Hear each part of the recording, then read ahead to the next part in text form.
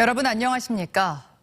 오늘 많이 더우셨죠? 지역의 낮 기온이 대전 29.6도, 공주 29.2도, 금산 28.9도, 세종 28.2도 등 30도 가까이 오르며 무더운 날씨를 보였습니다.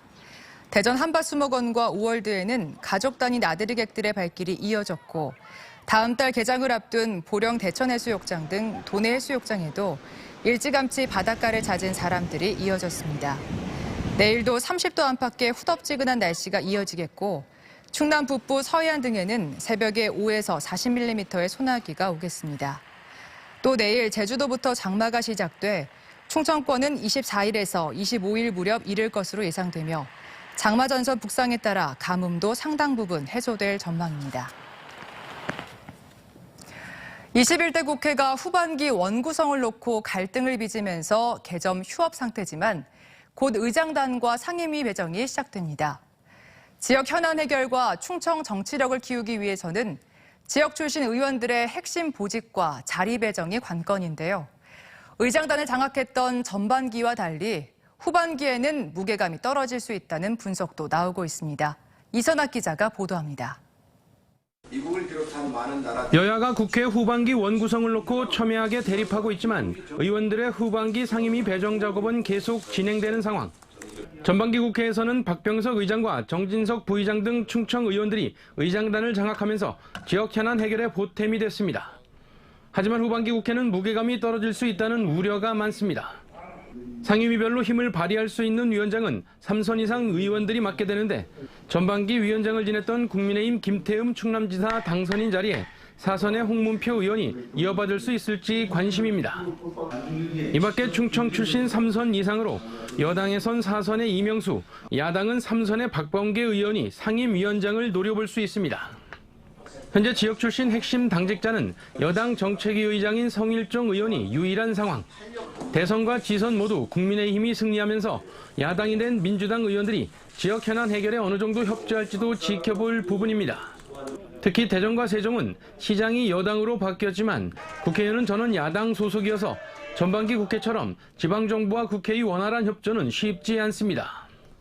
국회는 야당이 다수를 차지하고 있고 또 자치단체장은 여당 출신들이 차지하고 있기 때문에 이 둘의 합이 잘만 맞는다면 뭔가를 가져올 수는 있겠지만 다른 목소리를 내게 되면 어떤 충청권 예산 반영 이런 것들은 상당히 좀 어려워질 수 있다. 다만 총선이 2년 후로 다가온 만큼 야당 의원들도 현안 해결에 적극 나설 것이란 시각도 있습니다.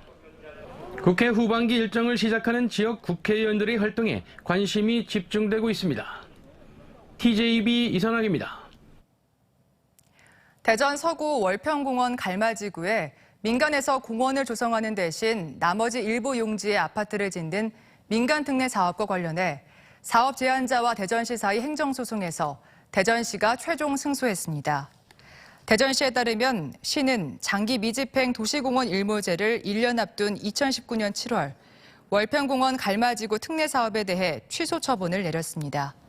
이에 사업 제안자는 행정소송을 제기해 지난해 4월 1심에서 승소했지만 올해 2월 2심에서 패소해 1, 2심 판결이 엇갈렸습니다. 대법원은 종적으로 원고의 상고를 기각해 대전시의 승소가 확정됐습니다.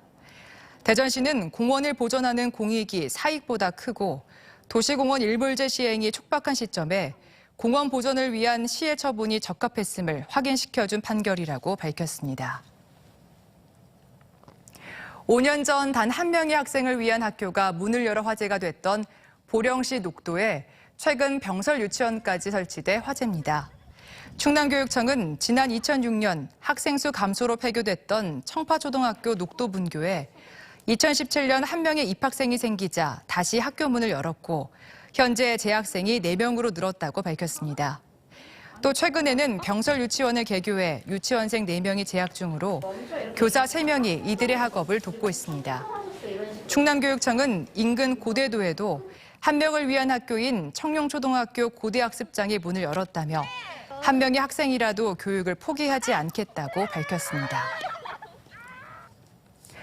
정부가 수도권 대학들의 반도체 등 첨단 분야학과 정원 확대 검토에 나서면서 충청권 대학들의 우려가 커지고 있습니다. 정부는 윤 대통령이 지난 7일 과학기술 인력 양성을 강하게 주문하면서 수도권 정비계획법을 고쳐 수도권 대학들의 반도체 관련 학과의 정원 확대에 본격 나설 전망입니다.